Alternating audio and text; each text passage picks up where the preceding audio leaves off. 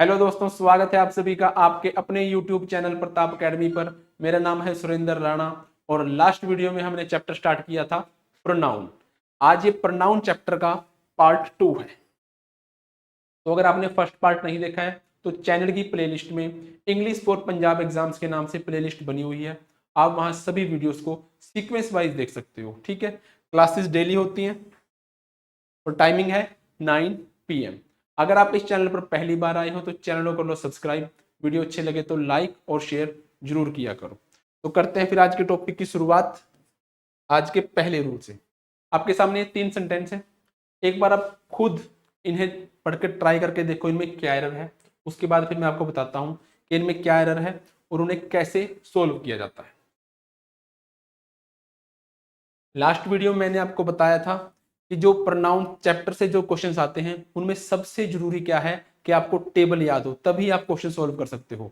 तो उम्मीद करता हूं कि आप सभी को टेबल याद होगा, आप सभी को पता होगा कि सब्जेक्टिव केस क्या होते हैं, ऑब्जेक्टिव केस क्या होते हैं। ठीक है, तो जिसने फर्स्ट वीडियो नहीं देखी वो फर्स्ट वीडियो को जरूर देख लें, क्योंकि उसमें मैंने बताया है कि टेबल को कैसे रीड करना होता है, कैसे उसे याद करना होता है। ठीक है, तो करते हैं पहले सेंटेंस की बात। He is not so good as her. तो यहां ऑब्जेक्टिव केस नहीं आएगा, सब्जेक्टिव आएगा, शी आएगा। ठीक है, नेक्स्ट है you are much better than me. तो मी का यूज यहां पे गलत है, यहां पे सब्जेक्टिव केस आएगा आई। मी का सब्जेक्टिव केस तो आई होता है। ठीक है, और थर्ड में देखो I will not be selected because she considers you more deserving than I. अब यहां पे सब्जेक्टिव केस नहीं आएगा, यहां आएगा ऑब्जेक्टिव केस। अब ऐसा क्यों? यहां देन के बाद सब्जेक्टिव केस है और यहां देन के बाद ऑब्जेक्टिव, ऐसा क्यों? तो आप अगर तीनों सेंटेंसेस को ध्यान से देखोगे तो इसमें क्या बात हो रही है, इसमें ही और शी का कंपैरिजन हो रहा है, सो गुड एज। ठीक है, जो ही है वो उतना अच्छा नहीं है जितनी शी है। ठीक है, यू और देन के बाद जो मी था आई। ठीक है, यू और आई का कंपैरिजन है कि you are much better than I. जो यू है वो आई से मच बेटर है। ठीक है, और थर्ड में क्या है, आई will not be selected because she considers. ये एक वर्ब है, वर्ब के बाद आया यू, ये ऑब्जेक्ट है। यू का और मी का, यू का और मी का कंपैरिजन है। ठीक है, तो जब भी ऑब्जेक्ट का कंपैरिजन होता है तो ऑब्जेक्ट के साथ होता है, सब्जेक्ट का कंपैरिजन सब्जेक्ट के साथ होता है। तो ये इस टाइप से जो क्वेश्चंस आते हैं उसमें एक तो प्रोनाउन के पॉइंट से एरर आता है और सेकंड एडजेक्टिव चैप्टर से भी सेम क्वेश्चन आता है। ठीक है, क्योंकि इसमें जो एडजेक्टिव का भी यूज हुआ है ना, ये एडजेक्टिव है, ये भी एडजेक्टिव है। ठीक है, और ये भी क्या है, एडजेक्टिव, मोर डिजर्विंग। तो आज की वीडियो में पहले मैं आपको बेसिक पॉइंट से एडजेक्टिव समझाऊंगा कि एडजेक्टिव क्या होता है, उसके बाद फिर हम प्रोनाउन चैप्टर को कंटिन्यू करेंगे। तो जिन स्टूडेंट्स को पता है उनके लिए अच्छी बात है, जिनको नहीं पता वो एक बार यहाँ पर फोकस करें। ठीक है, कि एडजेक्टिव क्या है। अब आप सभी को पता है कि नाउन क्या होता है। नाउन एक नेम है, नाउन क्या है, नेमिंग वर्ड। प्रोनाउन क्या होता है, नाउन के प्लेस पे जो वर्ड आता है उसको हम प्रोनाउन बोलते हैं, जो नाउन को रिप्लेस करता है। और थर्ड जो पार्ट ऑफ स्पीच था वो था वर्ब। वर्ब क्या है, एक एक्शन वर्ड है। और फोर्थ जो पार्ट ऑफ स्पीच है वो है एडजेक्टिव। एडजेक्टिव का काम है क्वालिफाई करना, क्वालिफाई करना या फिर मॉडिफाई करना। किसे, नाउन को, या फिर नाउन को रिप्लेस करके अगर वहां वर्ड आया प्रोनाउन तो प्रोनाउन। ठीक है, एडजेक्टिव का काम क्या है, क्वालिफाई करना, मॉडिफाई करना या फिर नाउन या प्रोनाउन के बारे में एक्स्ट्रा नॉलेज देना। ठीक है, अब यहाँ पे सेंटेंस देखो, he is a very intelligent boy. Boy तो एक नाउन है, क्या है, noun. He is a very intelligent boy, अब वो बॉय नहीं है, इंटेलिजेंट बॉय है। तो इंटेलिजेंट वर्ड ने क्या किया, इस नाउन के बारे में एक एक्स्ट्रा एडिशनल नॉलेज दी है कि वो बॉय इंटेलिजेंट है। तो इंटेलिजेंट वर्ड क्या है, फिर एडजेक्टिव है। ठीक है, ऐसे ही वेरी, वेरी वर्ड क्या है, वेरी ने इंटेलिजेंट को मॉडिफाई किया। तो जो वर्ड नाउन को मॉडिफाई करता है उसे हम एडजेक्टिव बोलते हैं, और जो एडजेक्टिव को मॉडिफाई करेगा उसे क्या कहेंगे, एडवर्ब। ठीक है, तो बेसिकली एडजेक्टिव का काम क्या है, नाउन को या फिर प्रोनाउन को क्वालिफाई करना, मॉडिफाई करना, उसके बारे में एक्स्ट्रा नॉलेज देना। ठीक है, अब जैसे वर्ब है, वर्ब के 5 वर्ब फॉर्म्स होती हैं। ठीक है, वर्ब की 5 फॉर्म्स होती हैं। ऐसे ही एडजेक्टिव की डिग्रीज होती है, क्या होती है, डिग्रीज। एडजेक्टिव की डिग्री होती है। तो एडजेक्टिव की 3 डिग्रीज हैं, पॉजिटिव डिग्री, कंपैरेटिव डिग्री और सुपरलेटिव। पॉजिटिव डिग्री और कंपैरेटिव डिग्री, इन 2 डिग्री का यूज करके हम 2 चीजों में, 2 पर्सन्स में कंपैरिजन करते हैं। और जब भी कंपैरिजन किया जाता है तो इक्वल रैंक में किया जाता है। ठीक है, मतलब सब्जेक्टिव केस का सब्जेक्टिव केस के साथ, ऑब्जेक्टिव केस का ऑब्जेक्टिव केस के साथ। तो जो फर्स्ट रूल यहां से बनता है वो है कि अगर स्टार्टिंग में सब्जेक्टिव केस है, ठीक है, उसके बाद क्या है, वर्ब, और कंपैरिजन किया जा रहा है पॉजिटिव डिग्री से, और स्ट्रक्चर क्या है, सो एज, पीडी का मतलब होता है पॉजिटिव डिग्री, पॉजिटिव डिग्री। क्या स्ट्रक्चर है कि अगर स्टार्टिंग में है सब्जेक्टिव केस और वर्ब के बाद स्ट्रक्चर है सो पॉजिटिव डिग्री एज, ठीक है, तो उसके बाद जो प्रोनाउन आएगा वो सब्जेक्टिव केस में आएगा। किस केस में आएगा, सब्जेक्टिव केस में, क्योंकि जब भी कंपैरिजन होगा वो इक्वल रैंक्स में होगा। ठीक है, जब भी कंपैरिजन होगा इक्वल रैंक में होगा। जैसे यहाँ सब्जेक्टिव केस है ना, तो उसका कंपैरिजन सब्जेक्टिव केस के साथ ही होगा। ठीक है, तो देखो sentence, she can not work so hard as him. अब कंपैरिजन किसका है, शी का कंपैरिजन है हिम के साथ। किसका कंपैरिजन है, शी का कंपैरिजन है हिम के साथ। हार्ड जो है वो पॉजिटिव डिग्री है, और स्ट्रक्चर क्या है, सो एज। जब आप एडजेक्टिव करोगे तो मैं उसमें आपको बताऊंगा कि सो, पॉजिटिव डिग्री और एज, जो हम स्ट्रक्चर यूज करते हैं वो नेगेटिव सेंटेंस में करते हैं। और सेम एक स्ट्रक्चर और होता है सो, पॉजिटिव डिग्री और as, as positive degree as. तो इसका यूज हम पॉजिटिव और नेगेटिव दोनों सेंटेंसेस में कर सकते हैं। ये एडजेक्टिव का पार्ट है, एडजेक्टिव में करेंगे इसको। ठीक है, फिलहाल आप यहाँ पे आओ। She can not negative sentence है, वर्क सो हार्ड एज।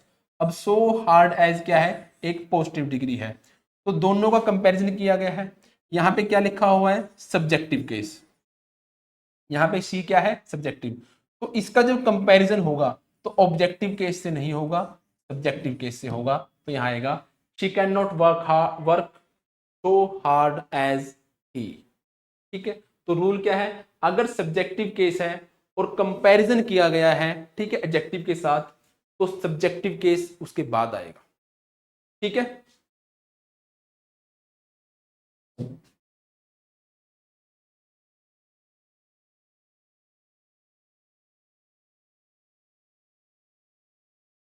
तो यहां पे क्या आएगा, ही आएगा। अब नेक्स्ट जो है,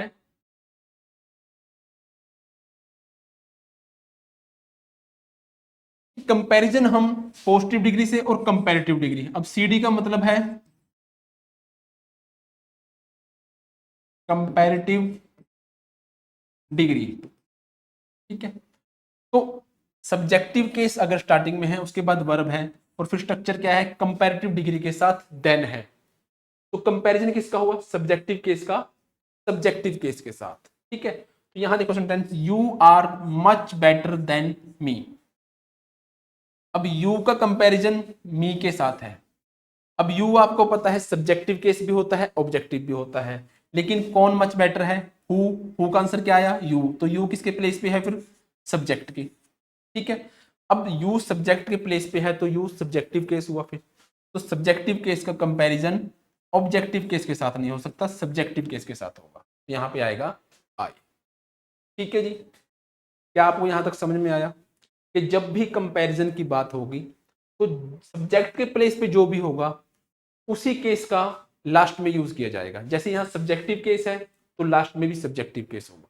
ठीक है, अब कंपैरिजन चाहे पॉजिटिव डिग्री से करो या फिर करो कंपैरेटिव डिग्री से, कंपैरिजन की अगर बात है तो सब्जेक्टिव केस का कंपैरिजन सब्जेक्टिव केस से होगा। क्यों, क्योंकि जब भी कंपैरिजन होता है इक्वल रैंक्स में होता है। ठीक है, अब आप नेक्स्ट 2 सेंटेंस देखो, इनमें बताओ कि you your book is not so good as. अब यहां पर क्या आएगा, आई मी माई माई। और सेकंड है your book is not better than that, I me my my. अब यहां जो कंपैरिजन किया गया है वो किया गया है सो पॉजिटिव डिग्री एज। इससे किया गया है सो पॉजिटिव डिग्री एज। और ये जो है ये है कंपैरेटिव डिग्री प्लस देन। ठीक है, तो कंपैरिजन की बात हुई है तो पहले आप सब्जेक्ट देखोगे और उसके अकॉर्डिंग लगाओगे। ठीक है, कि कौन सा पार्ट ऑफ स्पीच, कौन सा केस जो है प्रोनाउन का आएगा। अब यहाँ पे सब्जेक्ट क्या है, योर बुक, मतलब पोजेसिव एडजेक्टिव के साथ एक नाउन है। ठीक है, अब पोजेसिव एडजेक्टिव के साथ एक नाउन है तो इसका मतलब है कि पोजेसिव एडजेक्टिव के साथ ही नाउन आना चाहिए। ठीक है, तो किसका कंपैरिजन होगा, your book is not so good as my book. लेकिन ऑप्शन में आपके पास बुक वर्ड तो है ही नहीं, आप इन चारों में से एक यूज कर सकते हो। तो आपको पता है कि पोजेसिव एडजेक्टिव प्लस नाउन क्या होता है, possessive pronoun. Possessive adjective plus noun क्या होता है, पोजेसिव प्रोनाउन। कब, जब सेंटेंस में नाउन ऑलरेडी यूज किया जा चुका। अब यहां पे बुक जो वर्ड है यूज किया जा चुका है। ठीक है, तो यहां माई बुक के प्लेस पर माइन आएगा। क्या आएगा, माइन। ठीक है, क्योंकि जब भी कंपैरिजन देखना है तो सब्जेक्ट के प्लेस पे जो है उसी के अकॉर्डिंग ऑब्जेक्ट में आएगा। ये नहीं है कि ऑब्जेक्टिव केस ही आएगा या फिर सब्जेक्टिव केस ही आएगा। जो सब्जेक्ट के प्लेस पे जो है उसी के अकॉर्डिंग ऑब्जेक्ट के प्लेस पे आएगा, क्योंकि यहां हो रहा है कंपैरिजन। अब ये ऑब्जेक्ट नहीं है, ये कंपैरिजन हो रहा है माइन का इसके साथ। जैसे your book is not better then my book आना चाहिए, तो माई बुक को हम लिख सकते हैं माइन। क्या ये पॉइंट आपको समझ में आया, क्या ये पॉइंट आपको समझ में आया। ठीक है, तो पोजेसिव एडजेक्टिव प्लस नाउन क्या होता है, पोजेसिव प्रोनाउन होता है। तो यहां से आप ये दो स्ट्रक्चर याद रखोगे कि अगर सब्जेक्ट के प्लेस पे पोजेसिव एडजेक्टिव प्लस नाउन है तो लास्ट में आएगा फिर पोजेसिव प्रोनाउन। ठीक है, और अगर डिग्री कोई भी हो, पॉजिटिव डिग्री से करो या फिर कंपैरेटिव से, दोनों में स्ट्रक्चर सेम रहेगा। ठीक है, कंपैरिजन आप पॉजिटिव डिग्री से कर रहे हो या फिर कंपैरेटिव डिग्री से, उससे कोई फर्क नहीं है। सब्जेक्ट के प्लेस पे जो है सेम रैंक का आएगा उसके बाद। अब पोजेसिव एडजेक्टिव प्लस नाउन क्या होता है, पोजेसिव प्रोनाउन होता है। तो अगर आप दोबारा यहां पर पोजेसिव एडजेक्टिव प्लस नाउन लिखोगे तो वहां होती है नाउन की रिपीटेशन, और रिपीटेशन रोकना ही तो प्रोनाउन का काम है। ठीक है, तो अबाउट नेक्स्ट, इस रूल में एक एक्सेप्शन भी है। एक्सेप्शन क्या है कि अगर word superior, inferior, senior, junior या फिर यंगर है, अगर वर्ड क्या है, सुपीरियर, इंफीरियर, सीनियर, जूनियर और यंगर, इनके साथ कभी भी देन वर्ड का यूज नहीं होता। क्या, किसका यूज नहीं होता, देन का। सीनियर, जूनियर, सुपीरियर, इंफीरियर और यंगर के साथ देन वर्ड का यूज नहीं होता। यहां आती है प्रेपोजिशन टू। ठीक है, तो जब भी सीनियर, सुपीरियर, इंफीरियर, जूनियर या यंगर होगा और उसके बाद टू होगा तो ऑब्जेक्टिव केस आएगा। कब, जब सब्जेक्ट के प्लेस पे सब्जेक्टिव केस होता है। ठीक है, जैसे he is junior to me, अब यहां ही सब्जेक्ट के प्लेस पे है। ठीक है, जूनियर वर्ड का यूज हुआ, उसके बाद क्या आया, टू, तो फिर ऑब्जेक्टिव केस का यूज यहां पर। ठीक है, लेकिन सपोज अगर स्टार्टिंग हो पोजेसिव एडजेक्टिव प्लस नाउन से, ठीक है, उसके बाद जूनियर, सीनियर कुछ भी वर्ड हो तो टू के बाद फिर माइन आएगा। टू के बाद फिर क्या आएगा, पोजेसिव प्रोनाउन आएगा। क्या आएगा, पोजेसिव प्रोनाउन। ठीक है जी, अगर सब्जेक्टिव प्लेस सब्जेक्टिव केस है तो ऑब्जेक्टिव केस आएगा किस केस में, जब सुपीरियर, इंफीरियर, सीनियर, जूनियर और यंगर होगा। ठीक है, उसके बाद कभी देन नहीं आएगा। इस पॉइंट से बहुत क्वेश्चन आते हैं, कभी देन नहीं आता इनके साथ, हमेशा टू प्रेपोजिशन आएगी। ठीक है, हमेशा टू प्रेपोजिशन आएगी और फिर उसके बाद ऑब्जेक्टिव केस, जैसे he is junior to me. अब यहाँ पे he is junior to I कहना गलत है, यहाँ पे आएगा he is junior to me. ठीक है जी, अब इन रूल से जो क्वेश्चंस एग्जाम में आते हैं एक बार आप खुद ट्राई करके देखो कि इस क्वेश्चन में क्या एरर है। दो, दो का मतलब होता है हालांकि। ठीक है, though we both are of the same height, you are heavier than me. पहले आप ये देखोगे कि कंपैरिजन किसका हो रहा है। अगर ऑब्जेक्ट का कंपैरिजन है तो ऑब्जेक्टिव केस आता है, सब्जेक्ट का कंपैरिजन है तो सब्जेक्टिव केस आता है। Though we both are of the same height, ठीक है, you are heavier than me. अब यू यहां पे सब्जेक्ट के प्लेस पे है, कैसे? क्योंकि हु का आंसर है, कौन है हैवियर, और हु का जो आंसर होता है वो सब्जेक्ट होता है, तो यू यहां पे सब्जेक्टिव केस है, ठीक है। कौन सा केस है? सब्जेक्टिव। तो कंपैरिजन यू का और मी का है, तो यहां पर भी सब्जेक्टिव केस आएगा, ठीक है। तो थर्ड पार्ट में है। अब नेक्स्ट अब he is fatter then me, he is fatter then me. अब फैक्टर क्या है? एक कंपैरेटिव डिग्री है, उसके साथ वर्ड यूज क्या होता है? देन होता है, याद रखना THAN, ठीक है। He is factor then me. अब ये है सब्जेक्टिव केस, तो सब्जेक्ट का कंपैरिजन सब्जेक्ट के साथ ही होता है, आएगा आई, ठीक है जी। अब नेक्स्ट करो, his composition is inferior then mine, his composition is inferior then mine. Inferior का मतलब होता है निचले, ठीक है, निचले स्तर का, और सुपीरियर का मतलब होता है ऊंचे स्तर का, उत्तम। His composition is inferior then mine. तो पहली बात तो जब भी word inferior, senior, junior, younger, ठीक है, सुपीरियर हो तो उसके बाद कभी भी देन नहीं आता, क्या आएगा? तो, ठीक है। अब हम चेक करेंगे कि सब्जेक्ट के प्लेस पे क्या है। सब्जेक्ट के प्लेस पे है पोजेसिव एडजेक्टिव प्लस नाउन। तो जब सब्जेक्ट के प्लेस पे पोजेसिव एडजेक्टिव प्लस नाउन होता है तो फिर क्या आएगा? माइन आएगा, ठीक है। तो थर्ड पार्ट में एरर है, इसमें टू आएगा, माइन, ठीक है। यहां पे next, you are more beautiful than her, you are more beautiful than her. तो पहले आप ये चेक करोगे कि कंपैरिजन किसके बीच में हो रहा है। सब्जेक्ट का कंपैरिजन है, यू का कंपैरिजन है ना हर के साथ। तो आप चेक करो यू किसके प्लेस पे है? सब्जेक्ट के प्लेस पे है ना, तो ये सब्जेक्टिव केस हो गया। तो जब सब्जेक्टिव केस का कंपैरिजन होता है तो लास्ट में भी फिर सब्जेक्टिव केस आता है, she. You are more beautiful than she. Next, he runs faster than me, he runs faster than me. अब ही यहां पे क्या है? ही यहां पे क्या है? सब्जेक्ट के प्लेस पे है या नहीं? कौन फास्टर, कौन रन करता है फास्ट? ही। तो ये क्या है? सब्जेक्ट के प्लेस पे, ठीक है। सब्जेक्टिव प्लेस पे प्रोनाउन सब्जेक्टिव केस में आता है, तो इसका कंपैरिजन इसके साथ है, तो सब्जेक्टिव केस। कंपैरिजन जब भी होगा तो सेम इक्वल रैंक में होगा, ठीक है, सेम कैटेगरी में होगा। नेक्स्ट, नेक्स्ट है रिफ्लेक्सिव प्रोनाउन, ठीक है। नेक्स्ट क्या है? Reflexive pronoun. तो सब्जेक्टिव केस अगर आई है तो उसका रिफ्लेक्सिव क्या होगा? My self.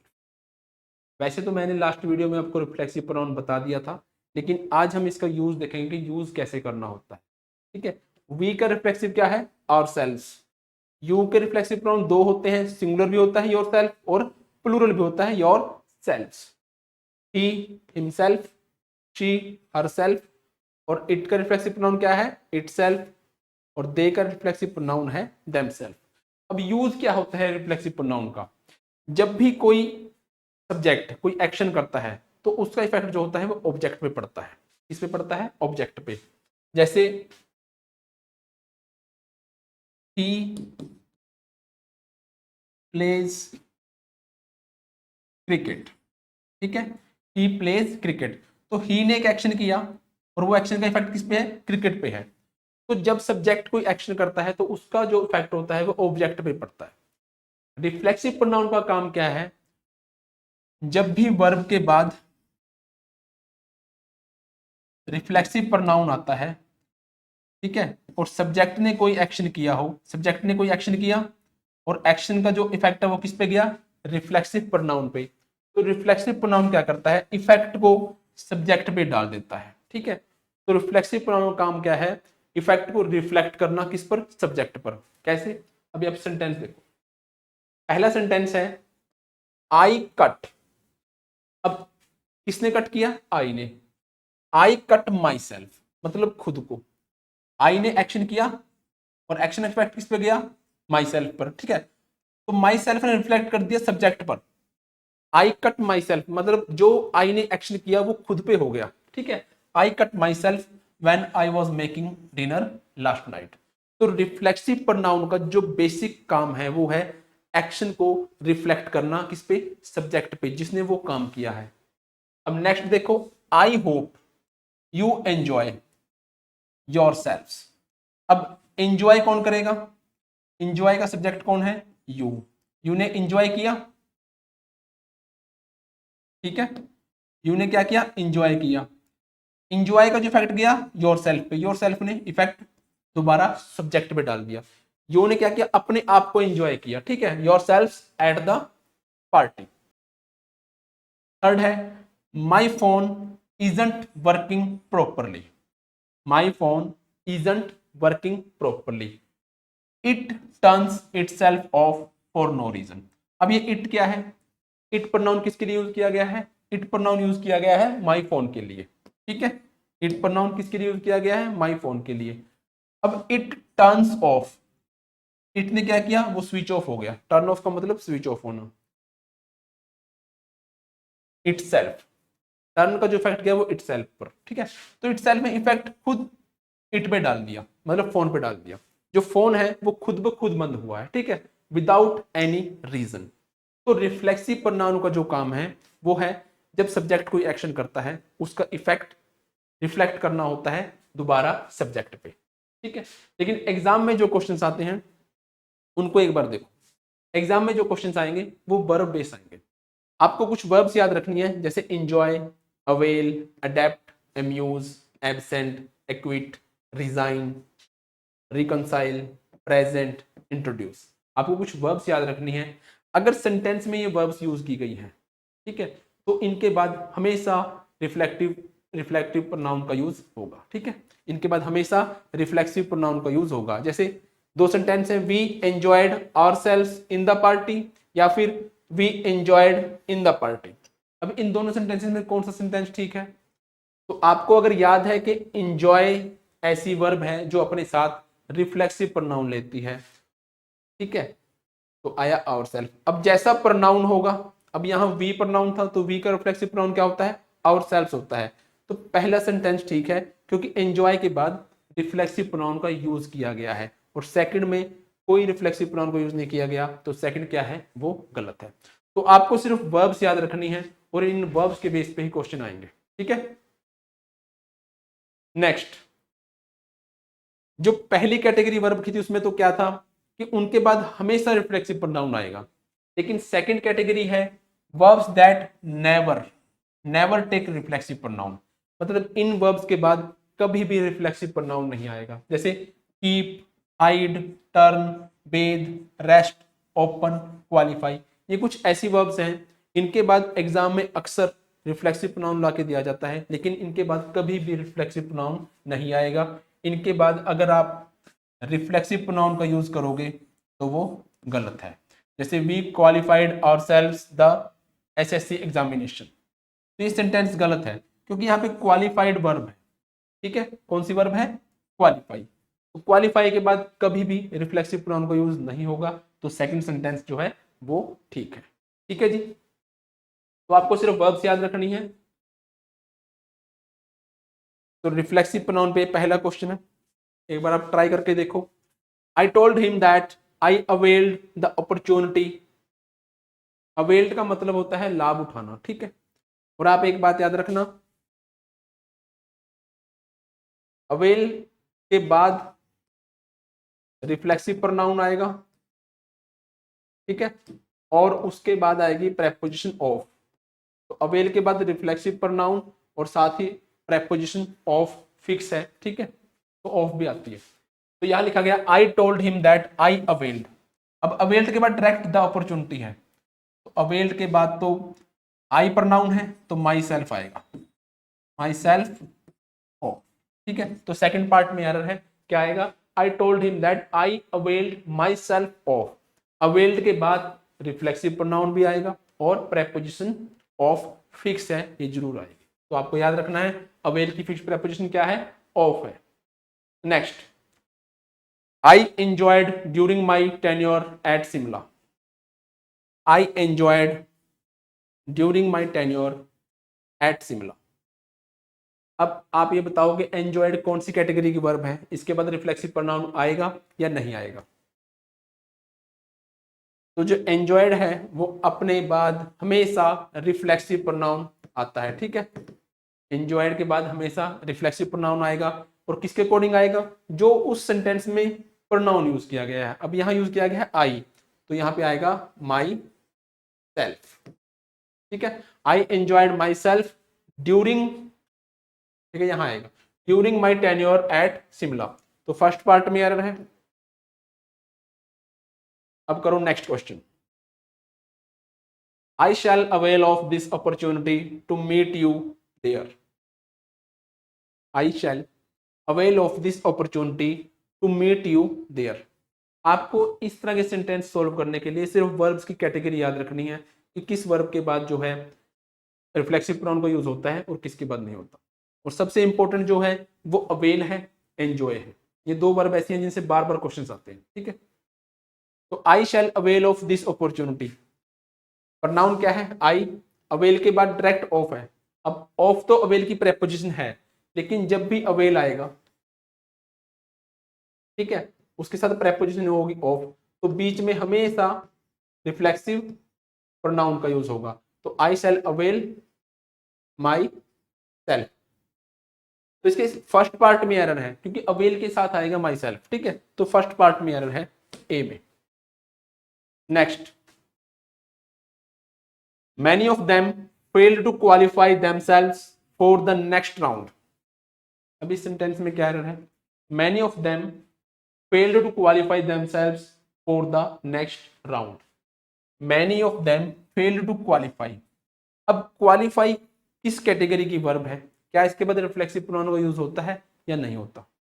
पहले आपको कैटेगरीज भी याद रखनी होगी और अलग अलग वर्ब को याद रखना होगा। तो क्वालिफाई के बाद कभी भी रिफ्लेक्सिव प्रोनाउन का यूज नहीं होता, ठीक है। तो इस सेंटेंस में बी पार्ट में एरर है, ठीक है।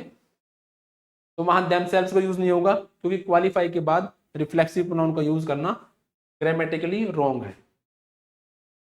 अब बात करते हैं नेक्स्ट रूल की, ठीक है। नेक्स्ट रूल है common gender pronoun. Common gender का मतलब जैसे एवरीबडी है, मेल और फीमेल दोनों के लिए यूज कर सकते हैं, ठीक है। एवरीबडी, एवरीवन, समबडी, समवन, ठीक है। Anybody, anyone, nobody, known. तो इनको हम बोलते हैं कॉमन जेंडर प्रोनाउन। ये मेल और फीमेल दोनों के लिए यूज किए जाते हैं। तो जब भी कॉमन जेंडर जैसे एवरीवन या फिर एवरीबडी, समबडी, समवन, कोई भी प्रोनाउन है इनमें से, उसके बाद वर्ब सिंगुलर आती है, ठीक है। वर्ब कैसे आती है, सिंगुलर। और अगर कहीं पे पोजेसिव एडजेक्टिव की जरूरत है तो वो भी कैसा आएगा, सिंगुलर आएगा। तो कॉमन जेंडर प्रोनाउन जो भी है, everybody, everyone, somebody, someone, anybody, है ना, उनके बाद हमेशा वर्ब सिंगुलर। और अगर पोजेसिव एडजेक्टिव आएगा तो वो भी कैसा आएगा, सिंगुलर आएगा, ठीक है जी। Next, use of apostrophe, use of apostrophe with common gender pronoun. अब आपको पता है एवरीबडी, एवरीवन, ये सभी क्या है, कॉमन जेंडर है। तो इनके साथ अपोस्ट्रोफी का यूज होता है कि नहीं होता, बिल्कुल होता है, ठीक है। जैसे everybody's life should be honoured, जो सबकी जो जीवन है, ठीक है, सबकी जो जिंदगी है उनको सम्मान देना चाहिए। समवंस प्रॉब्लम, समबडीज बुक, तो ये सभी क्या है, ये कॉमन जेंडर प्रोनाउन है और इनके साथ अपोस्ट्रोफी एस का यूज करना बिल्कुल ठीक है, ठीक है। फर्स्ट पॉइंट समझ गए।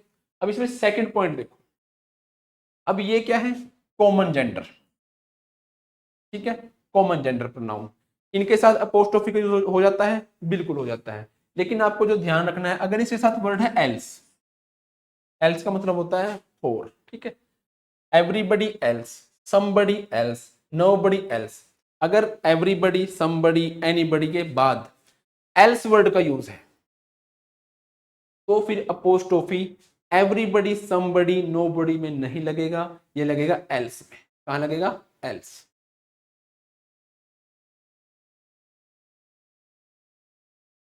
इस पॉइंट से क्वेश्चंस आते हैं, आपको ध्यान रखना है। वैसे तो एवरीबडी, समबडी, एनीबडी सबके साथ अपोस्ट्रोफी एस यूज हो जाता है, लेकिन अगर एवरीबडी, समबडी, नोबडी इनके बाद एल्स वर्ड लिखा हुआ है, एल्स का मतलब होता है और, ठीक है, एल्स वर्ड लिखा हुआ है तो अपोस्ट्रोफी जो आएगा वो एल्स में लगेगा, एवरीबडी में नहीं लगेगा, ठीक है। जैसे nobody else's life is so simple as yours, और किसी की भी लाइफ इतनी सिंपल नहीं है जितनी आपकी है, ठीक है। तो जब भी nobody के बाद else है तो जो अपोस्ट्रोफी है वो else में लगेगा। तो ये मेन पॉइंट है, यहां से बहुत कम क्वेश्चंस आते हैं, ठीक है, लेकिन अगर क्वेश्चन आएगा तो कॉमन जेंडर में यहीं से आएगा। अब आपके सामने एक फिलिंग द ब्लैंक्स है। I don't think it is your house, it is dash. अब आपके पास दो ऑप्शन है कि somebody else's आएगा या somebody else आएगा, इन दोनों में से क्या आएगा? I don't think it is your house, it is dash, क्या आएगा? तो वैसे तो हम somebody में अपोस्ट्रोफी का यूज कर लेते हैं, लेकिन अगर उसके बाद else वर्ड है तब फिर somebody में अपोस्ट्रोफी का यूज करना गलत होता है, फिर else में लगता है, तो इसमें आएगा somebody else's, ठीक है जी। He acted not as per my advice but somebody else. He acted not as per my advice but somebody else's, क्या आएगा? somebody else's। तो इसके थर्ड पार्ट में आना है, ठीक है जी। आज के लिए बस इतना ही, मिलते हैं नेक्स्ट वीडियो में। आई होप आप सभी को कॉन्सेप्ट समझ में आए होंगे। अगर वीडियो अच्छी लगी हो तो वीडियो को लाइक, शेयर और कमेंट जरूर किया करो। चैनल पर पहली बार आए हो तो चैनल को करो सब्सक्राइब, और जो नेक्स्ट वीडियो होगी वो होगी रिलेटिव प्रोनाउन पर, ठीक है। तो वीडियो को शेयर किया करो। मिलते हैं नेक्स्ट वीडियो में। Thank you.